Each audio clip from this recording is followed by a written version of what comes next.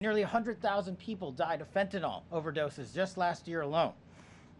Here, this year, under this president, the FBI has seized 1,900 kilograms of fentanyl so far. That is a 31% increase from the same time period last year. To put it in perspective, that's enough fentanyl to kill 127 million Americans. Fentanyl precursors are what makes up fentanyl. While we, the interagency, the Department of Justice, have been fighting hard to seize and stop drug traffickers, we must attack fentanyl precursors, the ingredients necessary to make this lethal drug. That was the sole purpose of my trip to China, to eliminate these precursors.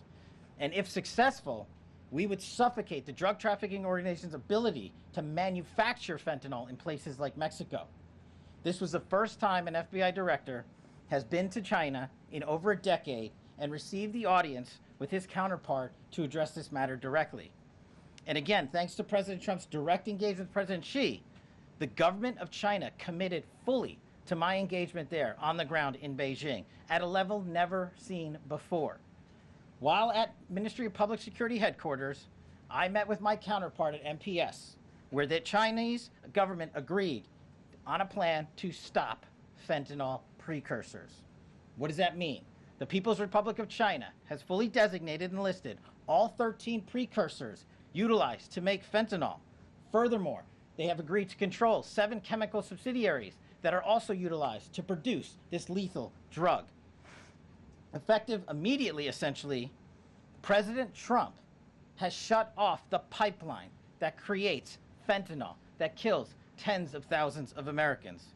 These substances are now banned, and they will no longer be utilized by the Mexican drug trafficking organizations or any other DTOs around the world to make this drug.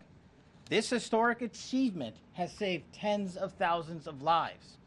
This historic achievement would not have been possible without the tremendous team of President Trump, the Attorney General, the Department of Justice, the Federal Bureau of Investigation, and Ambassador Perdue in China, whose ground-level engagements were imperative to achieving this result.